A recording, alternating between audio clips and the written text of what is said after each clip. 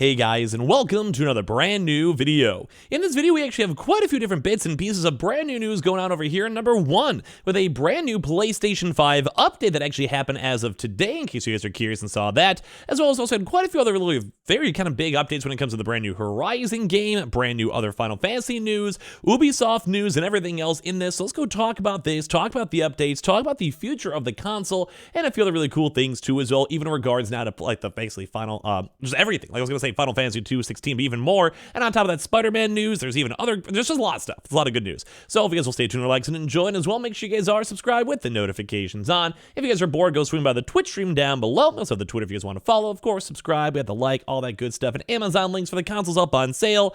And without further ado, let's go and dive into the news itself. So first and foremost, in case you guys have had a chance to miss it, today was a brand new update. There's a brand new PlayStation 5 update, mainly focused a lot when it comes to the stability, but also some other various big updates too that came out earlier on today. Now, a lot of folks are kind of curious on what was going on with that one, but this was the brand new PS5 update of 23/01/07/20 as well. This also kind of followed up the last update, which was around March 29th, and before that, March 14th, and some of these updates are a little bit more on the smaller side, but we sometimes look at these to kind of use these as a good interpretation of what's going to be upcoming in the very near future. So we basically have the Sony releases the new PS5 console update over here, as I'm slowly once again going and becoming the ghost over here, where basically Sony delivers this brand new update, which does go and provide general improvements, but as well, there's a few other little nifty things that popped on up. So Sony basically just had this latest system update for the PlayStation 5, bringing up the console to the version, as we mentioned, 23/01/07/20. This is a routine update too as well, with no major specific focus, but it has been publicly acknowledged by Sony, and it should result in some interesting improvements for the PlayStation 5 experience too as well. So right now we kind of keep on seeing this brand new updates, storage updates, but sometimes they also do a lot of quality of life changes as well, sometimes setting up for future updates. So the last major update, if you guys remember, was the previous basically Discord update too, with the Discord voice chat, with voice commands for saving video clips, transferring data between PS5s and 1440p improvements, and as well there's been a lot of few small fixes since then, including a fix for Discord that was now then causing disconnections, display issues, and as well also I think they also changed up stuff for the PlayStation VR 2 for the allocations. So the latest update for the PS5 is not focused so much on the previous patch, however, they keep on saying this is the next big step overall. It focuses more on the general improvements rather than anything specific, and then version 23/01/07/20 is the big three improvements noted here. The first is that Sony has done the usual improved system software performance and stability. If you guys are ever familiar with watching a lot of these updates and update videos, typically that's a very golden normal one. It's like you have like a little bit of like issues, or maybe there's like a bug, maybe there's like a line of code you can remove to make your console run nicer, maybe there's like some small little baby issues, hiccups, store updates, game library updates, launching updates, like it could be anything. If you guys have ever worked with big data systems like that, it could be pretty much anything.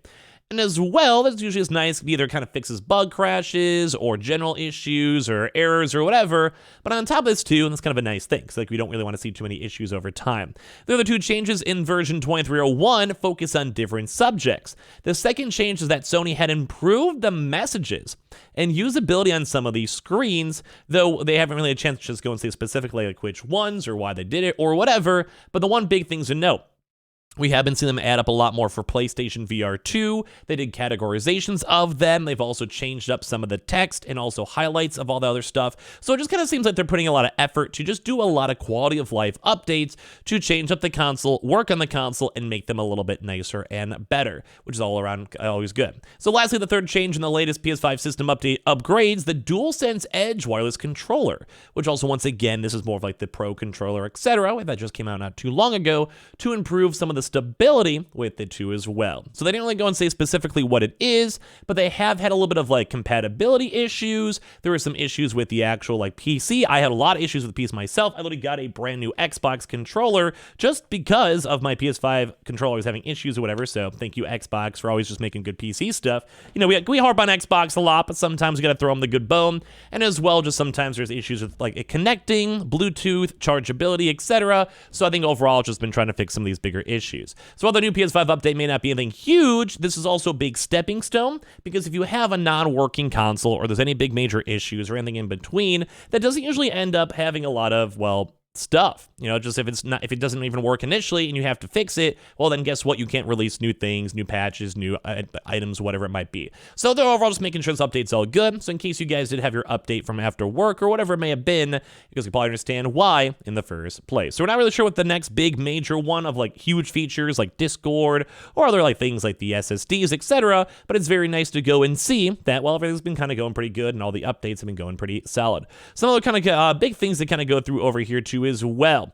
Number one, as we've kind of mentioned, we've kind of been seeing some brand new stuff when it comes to Spider-Man. A little bit of a quick talk. We may do a bit more in depth tomorrow, but it does actually kind of seem like a lot of the mocap software actually might be getting mostly caught and sorted and allocated over here for the brand new Spider-Man game.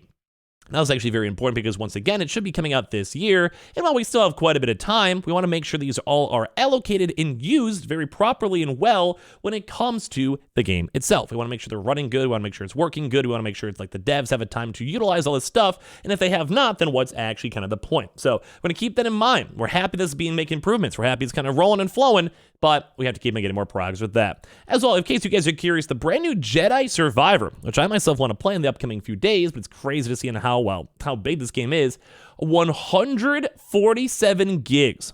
Jesus Christ, I'm probably going to play this up on PC myself, but I do know a lot of you guys still need to get SSDs for your PS5s, and a game that's 150 gigs is astronomical, especially in comparison to how like Call of Duties have been kind of in the same boat. Kind of crazy, kind of big, don't know what else to go and say for that. We're also hearing kind of good news when it comes to Alan Wake. Now, in case you guys are curious, Alan Wake was one of my favorite games back in the day, so it does kind of seem like Alan Wake 2 it's really making a lot of good progress and pretty far along, and will be a proper next-gen showcase. I always keep on trying to go talk about Hitman and how well and how received I loved Hitman, so the better graphics, the more environment, the more shading, the more everything involved in it, I would say the better, especially with how good a lot of folks have been saying Alan Wake 2 is looking to go and be. We've also actually seen a lot of big reviews now as of now with the Horizon Forbidden West Burning Shores, because a lot of folks have been skeptical on it, not a lot of folks actually beat Horizon in the first place, and of course it is a pretty big PlayStation 5 exclusive, especially with all the console bundles that they sold with it. But a lot of folks have been saying the initial reviews have been all around really, really good. So basically a tease of the future of Horizon that really shouldn't be missed. And once again, we're kind of back in the ghostly vibe. I'm not really sure why. It might just be the white backgrounds, who actually knows. So basically, apparently we are going to go get a third Horizon game to kind of maintain up all these non-spoilers over here, where basically anyone who has said the second game probably could have told us to, and people even were assuming on this or whatever. But basically the Burning Shores is basically just kind of setting up quite a bit for the next upcoming Horizon game. Now, this next Horizon game might finally be one of the games that's not maybe being released next to Zelda games or Elden Ring type style games, because that is kind of the Horizon curse. But I mean, either way, I kind of want to know the release date so I know what other game to be on the lookout for. And they keep on saying there's brand new arsenal of tools, recruiting new characters for the looming battles, directly referencing the next entry in the series is likely to begin with the Burning Shores. And basically they're saying if you guys really like the Horizon game, number one, it's very well made and good and proper, but number two is that it just, well, kind of a prerequisite. Like, you want to know what's going to happen in the stories too as well. It takes place in the ruins of LA, caked in lava and overgrown greenery. The city is on its knees, and save for some landmarks such as the Hollywood sign, which will seemingly outlive us all, as you guys can see over here. And of course, it begins with Silence, played by the late Lance Reddick. Rest in peace. It's still sad to see on how impactful he was in the gaming scene, sending Aloy on a mission to recover more data about the progenitor race that escaped Earth in the main game. So basically, if you guys are kind of curious, and this one, a lot of folks are saying this is good. The overall environment too as well. It's about around 1/3 the size of the actual main game, which is also insane to go and see how big that is and how much effort they put into the game itself. Graphically looks still great. A lot of folks are saying off the initial reviews has been worth getting, and I would love to hear your thoughts and comments down below too as well, because people keep on saying how beautiful, how great, how awesome everything is with it, and I gotta give them some credit too as well. It's all around pretty cool too. So yeah, a lot of people like it. A lot of people like the bugs, like the changes, like everything in between, and I think so far pretty cool ideas. And as well, when it comes to this stuff, one last big thing, there is actually a huge Final Fantasy bundle out here for anyone who cares or is hyped up even for the Final Fantasy news, like how I am with the Final Fantasy 1 through, I believe that is 7, I could be wrong, bundle for $75 up on the PlayStation Store. So if you guys want to get through all the games themselves, they have quite a few. They have a few different deals and bundles up here on the PlayStation Store itself. And of course, last but not least, Ubisoft is going to be doing a really big showcase tomorrow for The Division, which I want to say I always enjoyed the Division game, and have updates on The Division 2, Division Heartland, and of course, The Division Resurgence. So in case you guys are curious on that one, would love to hear your thoughts and comments after the showcase after tomorrow. So make sure you guys are subscribed with the notifications on. We have the Twitter and Twitch room down below in case you guys would like to go and follow. And of course, as well, we also have the Twitch and Twitch. If you guys want to hang on the Twitch, if you guys want to subscribe, you guys are new, leave a like, and all the Amazon links too as well for the consoles. And I appreciate you guys all so much for watching here in the first place.